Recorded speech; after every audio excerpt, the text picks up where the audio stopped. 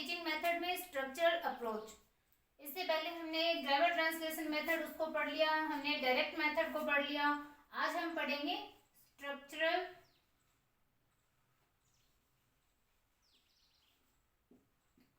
Approach. ये जो method का जो टॉपिक है ये सेकेंड ग्रेड के लिए बहुत ही ज़्यादा इंपॉर्टेंट टॉपिक माना जाता है। तो स्ट्रक्चरल अप्रोच, इसके जो सारे मेन पॉइंट है, जैसे हमने ग्रामर ट्रांसलेशन मेथड में, डायरेक्ट मेथड में जितने भी इंपॉर्टेंट पॉइंट अपने बनते हैं, जिसमें से क्वेश्चन पुटअप होते हैं लास्ट जो एग्जाम्स में पूछे गए हैं, तो उनके अकॉर्डिंग हम मेन जो इंपॉर्टेंट पॉइंट है वो करेंगे। ऐसे ही स्ट्रक्चरल जो अप्रोच है इसके मेन पॉइंट आज अपन पढ़ेंगे। तो स्ट्रक्चरल अप्रोच, इसका अदर नाम क्या है? और भी कई नामों से इनको जाना जाता है, जैसे ग्रामर ट्रांसलेशन मेथड में किया था, डायरेक्ट में किया था, वैसे ही ये जो स्ट्रक्चरल अप्रोच है इसका अदर नेम क्या है उसको देखते हैं। तो इसका अदर नेम है स्ट्रक्चरल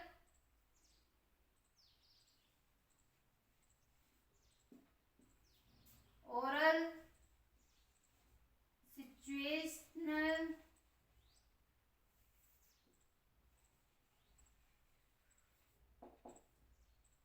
अप्रोच।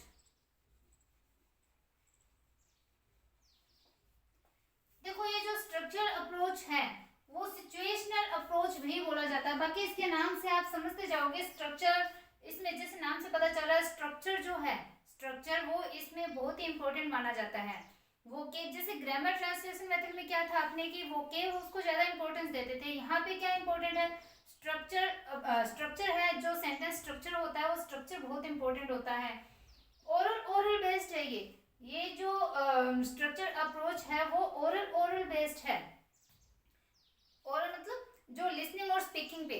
वैसे इसमें चारों जो स्किल्स है, अपने फंडामेंटल स्किल्स है, जो अपने जो LSRW जिसको हम बोलते हैं, लिसनिंग, स्पीकिंग, रीडिंग, राइटिंग, उन चारों पे फोकस किया जाता है। लेकिन ये ओरल ड्रिलिंग इसमें ज़्यादा होती है। ओरल ड्रिलिंग मतलब बोल करके अभ्यास किया जाता है। और किसी चीज़ का जब अभ्यास होता है तो अभ्यास कौन करेगा? स्टूडेंट करेगा। मतलब ये स्टूडेंट के ऊपर ज़्यादा एम्फेसिस करती है। पॉइंट बाय पॉइंट अपन समझेंगे, इसमें से ये सारी चीज निकल के आ जाएगी। स्ट्रक्चर मतलब स्ट्रक्चर पे बेस्ड है, वोकेब की बजाय स्ट्रक्चर को ज्यादा इंपॉर्टेंस देते हैं। ओरल बेस्ड है। ओरल ड्रिलिंग होती है, ओरल पे बेस्ड है, मतलब ओरल ड्रिलिंग होती है।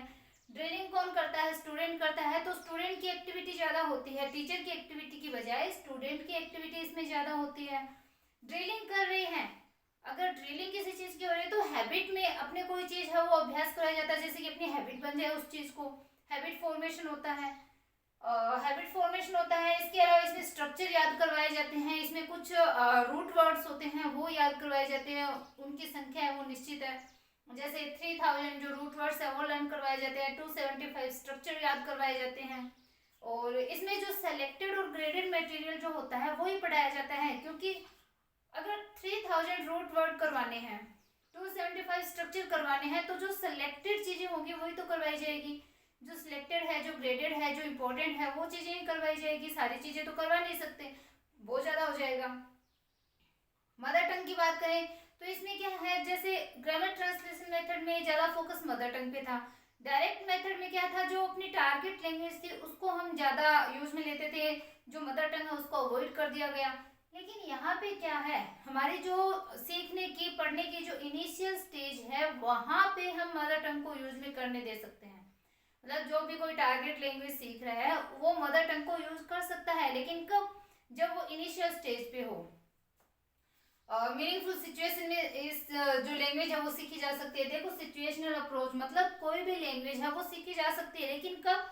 उसके लिए एक मीनिंगफुल अपने को सिचुएशन बनानी होगी, स्थिति बनानी होगी, वैसा माहौल बनाना होगा, एटमोसफियर वैसा चाहिए। तो ये सारी चीजें हैं वो इसमें इम्पोर्टेंट है, जो कि हम ये मद्रास में स्टार्ट हुई थी सबसे पहले, इंडिया में मद्रास से स्टार्ट हुई थी। तो देखो स्टार्ट्स इन मद्रास। तो अब इसके हम पॉइंट्स जो है वो पॉइंट्स हम इसके करते जाएंगे। जैसे ये किस पे बेस्ड है? ओरल अप्रोच पे बेस्ड है। जैसे अगर हम इसका पहला पॉइंट लिखें तो ऐसे भी लिख सकते हैं, this approach is based on oral approach. देखो ये जो ओरल है वो लिसनिंग से संबंधित होता है। लिसनिंग बोल सकते हैं, अपनी हियरिंग बोल सकते हैं, या हियरिंग। और ये जो ओरल है ये स्पीकिंग से रिलेटेड पॉइंट है अपना। तो ये लिसनिंग और स्पीकिंग जो है उसको ज्यादा इंपॉर्टेंस देता है। तो ये किस पे बेस्ड है? ओरल अप्रोच पे बेस्ड है। लिसनिंग और स्पीकिंग पे ये बेस्ड है। इसके अलावा अगर स्ट्रक्चर की बात करें तो स्ट्रक्चर पे ज्यादा एम्फेसिस इसमें दिया जाता है बजाय किसके? वोकेब के। मतलब इतना वोकेब को ध्यान में नहीं रखना जितना कि किसको ध्यान में रखना है? स्ट्रक्चर को। सेकेंड पॉइंट अपना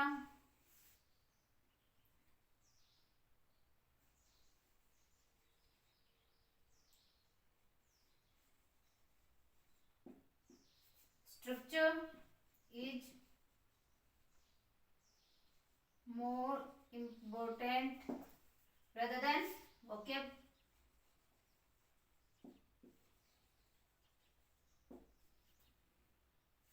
Rather than vocabulary. तो जो vocabulary है उसके बजाय जो स्ट्रक्चर है इसमें ज्यादा इंपॉर्टेंट होता है। मतलब इसमें स्ट्रक्चर है वो लर्न करवाए जाते हैं। थर्ड पॉइंट क्या है? इसमें ओरल ड्रिलिंग की जाती है।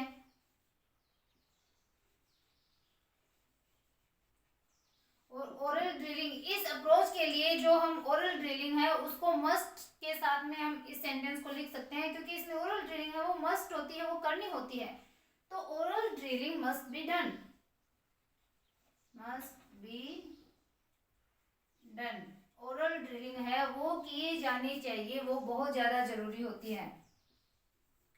फोर्थ पॉइंट इसमें बोले अपन, अगर ओरल ड्रिलिंग हो रही है तो इसमें क्या बन रही है? हैबिट फॉर्मेशन बन रही है।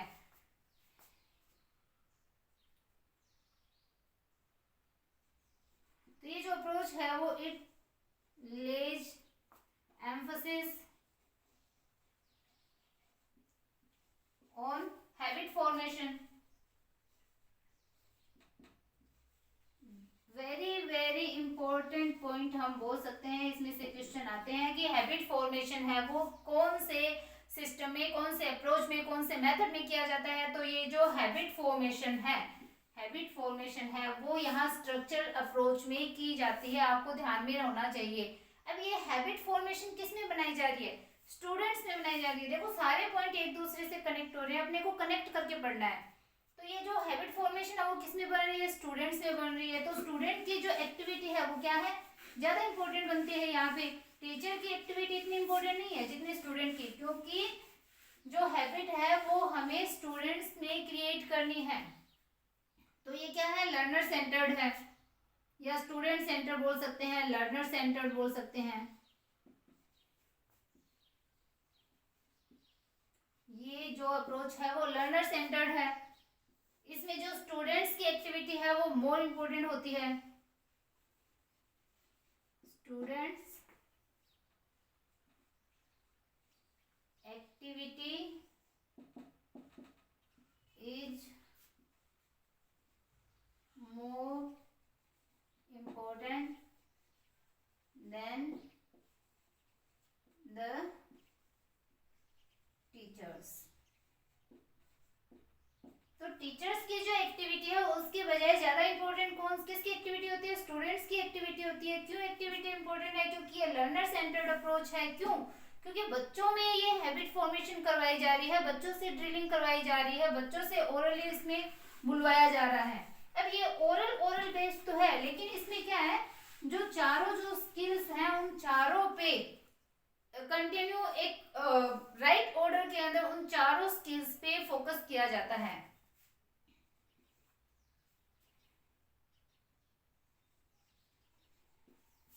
This approach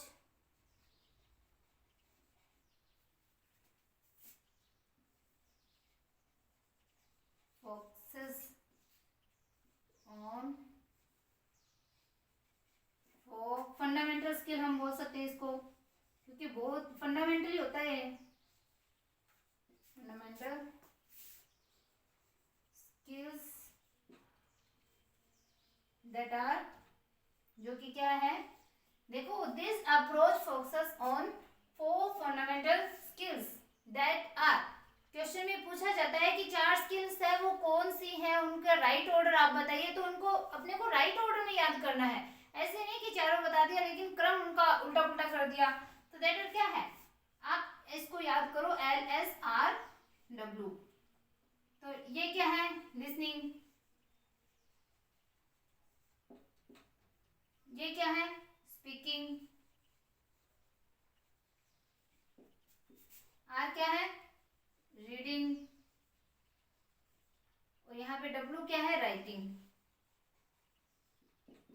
इन चारों का यही क्रम है, सबसे पहले लिसनिंग आएगा, फिर स्पीकिंग, फिर रीडिंग, फिर राइटिंग। तो इन चारों का क्रम है, जो राइट ऑर्डर है वो यही है, और इन चारों चीजों को, चारों जो स्किल्स हैं, इन चारों पे यहाँ फोकस किया जाता है इस अप्रोच के अंदर। लेकिन कैसे, एक राइट ऑर्डर के अंदर, एक करेक्ट जो ऑर्डर है उसके अंदर किया जाता है। ऐसे नहीं पहले रीडिंग आगे, फिर स्पीकिंग आगे, राइटिंग आगे, फिर लिसनिंग आगे। सबसे पहले बच्चा है वो लिसन करेगा, फिर उसको बोलेगा, फिर उसको रीड करेगा, उसके बाद उसको क्या करेगा, वो राइट करेगा, उसको लिखेगा। तो इस प्रकार से जो चारों चीजें हैं, इन चारों चीजों को सिखाया जाता है। अब इन चारों चीजों को, इसमें जो स्ट्रक्चर अप्रोच है, इसमें कितने रूट वर्ड सिखाए जाते हैं, कितने स्ट्रक्चर सिखाए जाते हैं, वो भी एग्जाम में पूछा जाता है।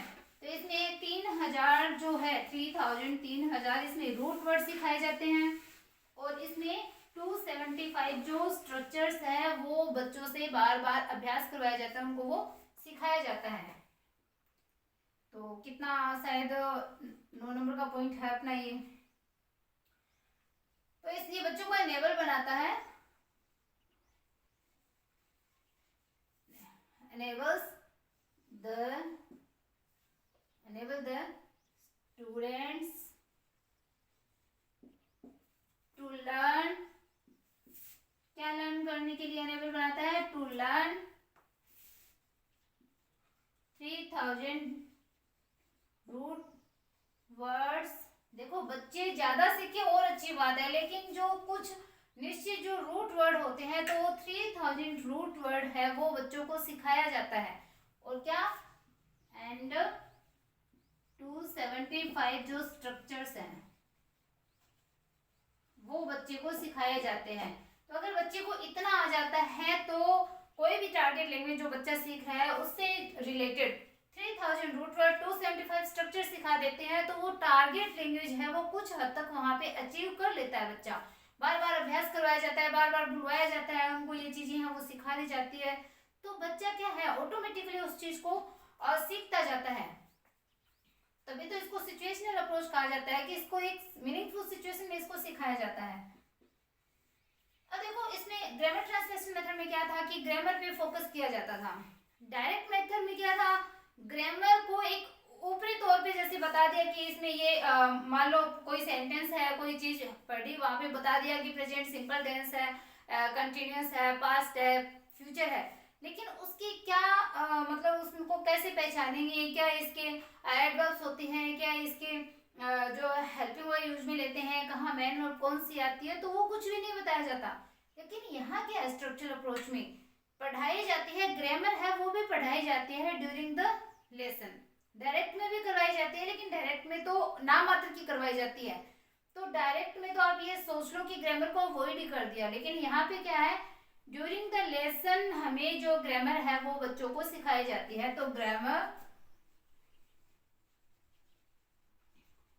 पे फोकस नहीं किया जाता, लेकिन चैप्टर के दौरान जो जो चीजें आएगी वो बता देंगे कि यहाँ पे इन्फिनेटिव है, इन्फिनेटिव को आप ऐसे पहचानोगे, इन्फिनेटिव का ऐसे यूज होता है, तो वहां पे वो चीज है वो बता दी जाती है।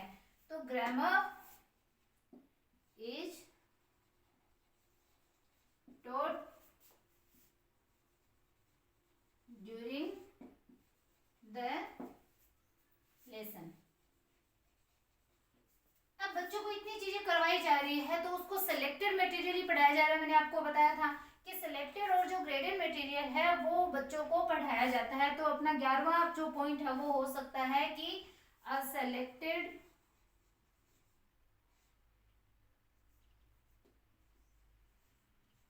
and graded materials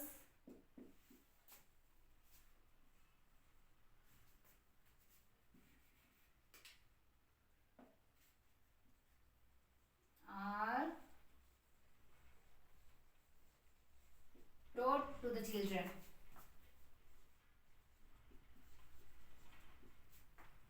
To the students भी बोल सकते हैं, children.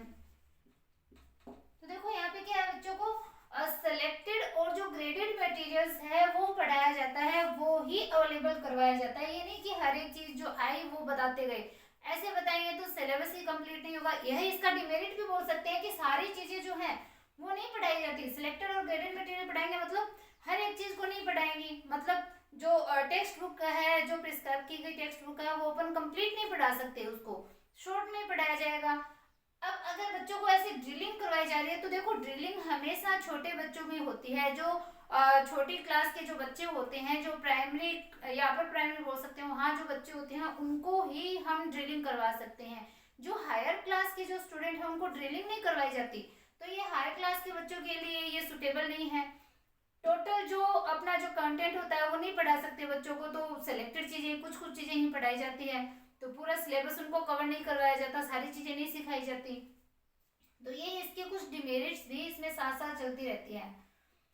तो ग्रामर भी हो गई, सिलेक्टेड ग्रेडेड मटेरियल हो गया, mother tongue. Grammar translation method में तो हर एक चीज मदर टंग में करवाई जाती है, वहां पे मदर टंग को ज्यादा यूज में दिया जाता है।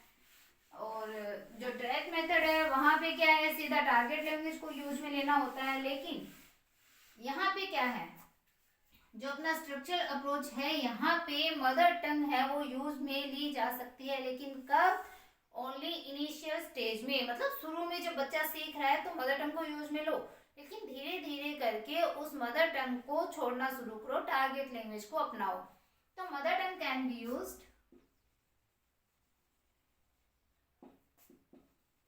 mother tongue can be used, mother tongue can be used in initial stage, initial stage मतलब प्रारंभिक स्टेज पे मदर टंग है वो यूज में ली जा सकती है। इसके अलावा मीनिंगफुल जो सिचुएशन होती है उसमें किसी लैंग्वेज को सीखा जा सकता है। तो इसमें जो मेन जो चीजें हैं वो सारी आ गई, लैंग्वेज का और लिख देते हैं अपन।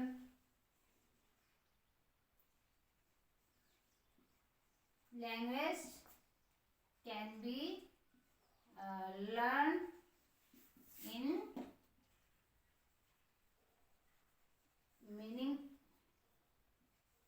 Meaningful situation.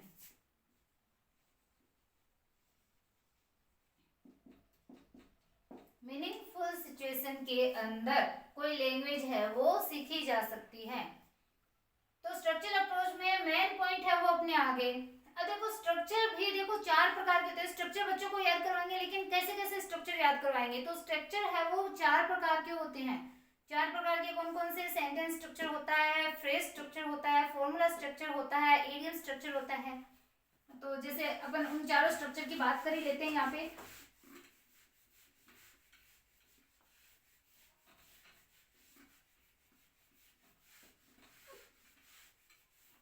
आप लिख सकते हो there are 4 types of structures.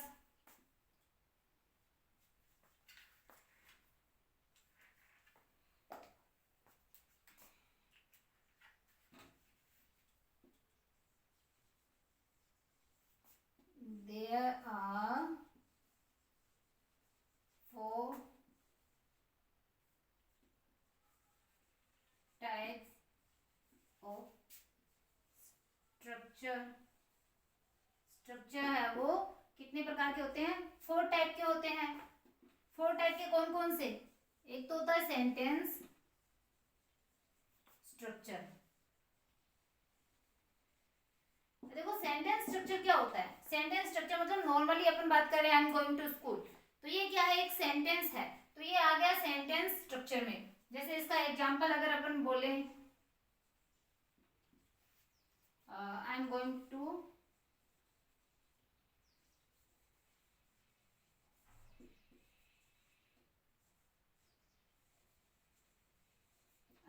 School, ये क्या है? एक सेंटेंस स्ट्रक्चर है। सेकंड क्या? Phrase structure. Phrase structure, phrase क्या होता है?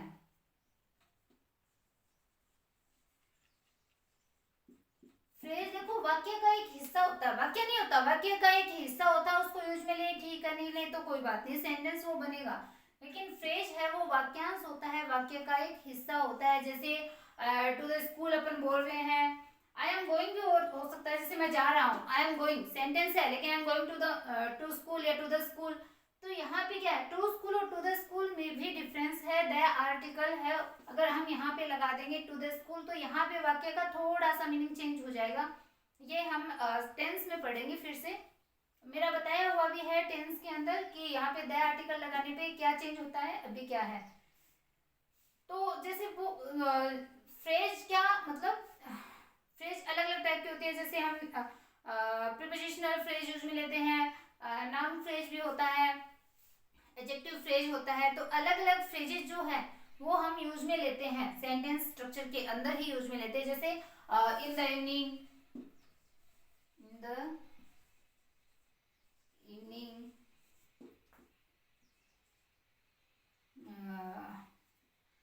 जैसे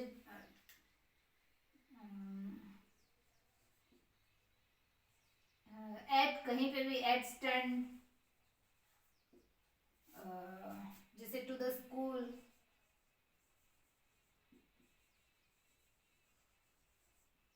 तो ये जो चीजें होती है वो फ्रेज स्ट्रक्चर में आती है। इसके बाद देखो फॉर्मूला स्ट्रक्चर होता है। फॉर्मूला स्ट्रक्चर में क्या होता है कि एक फॉर्मूला, जैसे अपन गुड इवनिंग, गुड मॉर्निंग ऐसे बोलते हैं, गुड नून, गुड बाय। तो ये जो चीजें होती है वो फॉर्मूला में होती है। जैसे कोई फॉर्मूला अपन एक याद कर लिया, जैसे गुड मॉर्निंग है, सारी चीजें आ गई। हमने जो शुभ दिन है, दिन विश कर दिया किसी को गुड मॉर्निंग में, पूरा लंबा चौड़ा सेंटेंस बोलने की जरूरी नहीं है।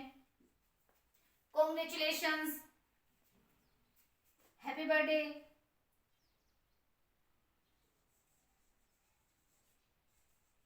Good bye, congratulation.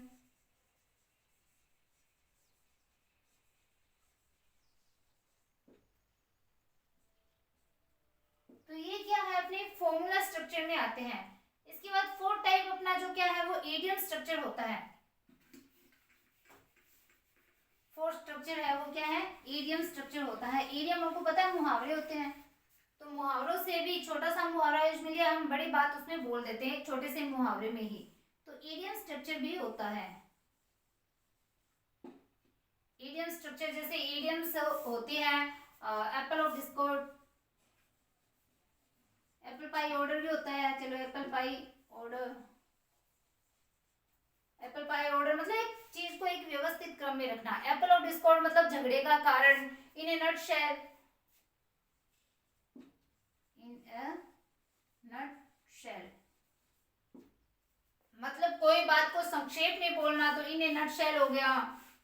Hard nut to crack, hard nut to crack मतलब एक ऐसी स्थिति, एक ऐसी चीज जिसको तोड़ना मुश्किल है, ऐसी सिचुएशन जिससे निपट के भागना मुश्किल हो, तो हार्ड नट टू क्रेक। तो इस जैसे लायन शेयर,